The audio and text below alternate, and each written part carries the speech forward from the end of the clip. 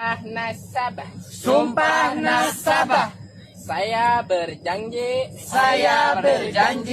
jika saya tidak mampu membayar angsuran Bank Emok, maka saya akan ngukur kebon saha. Bayangkan sebuah desa yang damai, sawah yang hijau terbentang luas, anak-anak bermain di pematang, dan suara azan mengisi udara sore. Namun, di balik semua ketenangan itu, ada luka yang tak terlihat. Luka karena hutang. Bukanlah hutang produktif, tapi hutang yang mencekik secara perlahan. Hari ini, hampir di setiap desa ada yang namanya Bank Emok, bank keliling, atau koperasi cepat cair. Datang membawa senyum, menawarkan solusi cepat. Tapi di balik senyum itu tersimpan jerat riba yang mematikan. Mereka datang, "Bu, pinjam dulu 1 juta. Bayarnya santai kok, cuma 50.000 seminggu." Namun kenyataannya 1 juta itu berubah jadi 1.400.000. Dan kalau telat bayar, bunga bertambah, nama dicatat, kadang diancam. Beberapa banyak rumah tangga di desa yang setiap pagi dikejar tagihan. Berapa banyak suami yang pulang lesu karena hasil kerja cuma untuk bayar bunga.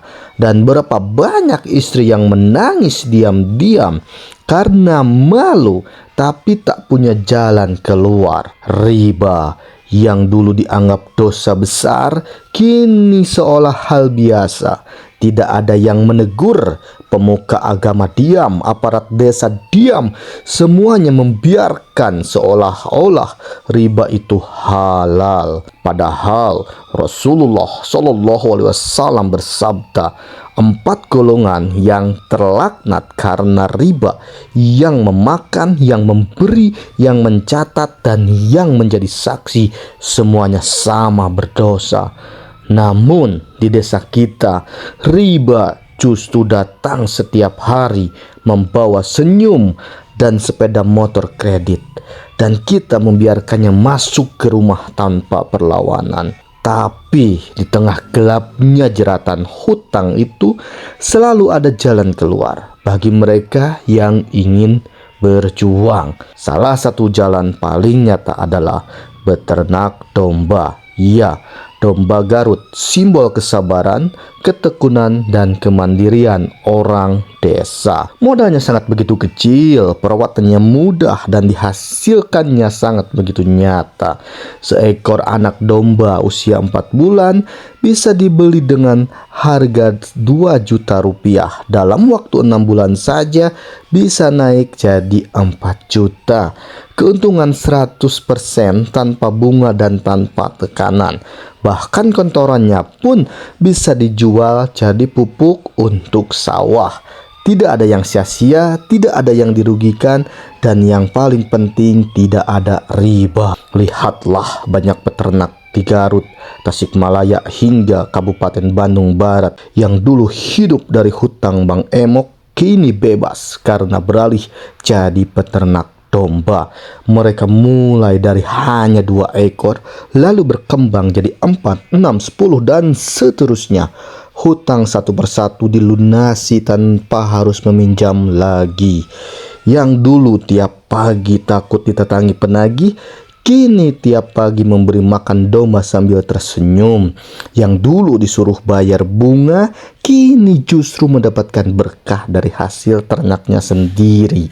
Yang perlu diubah bukanlah cuma ekonomi, tapi cara berpikir. Berhentilah mencari uang cepat dari pinjaman, mulailah menanam rezeki dari usaha nyata.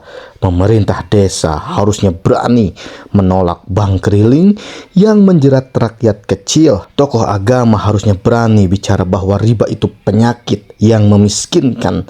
Dan masyarakat desa harusnya sadar bahwa bebas hutang adalah awal dari hidup berkah.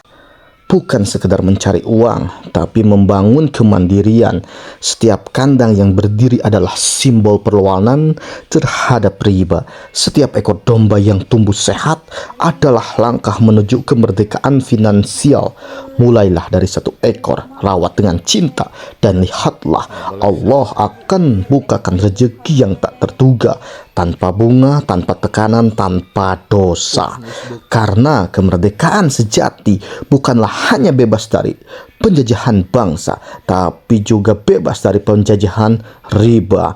Hentikanlah riba, bangun ekonomi desa dengan beternak, mulai dari domba, mulai dari sekarang.